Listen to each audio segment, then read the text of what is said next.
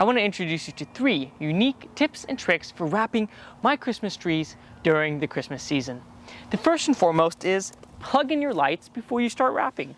Everyone hates it when you've wrapped a tree, you go to plug it in, and unfortunately, there's something wrong with the strand and it doesn't light up. This one lights up beautifully.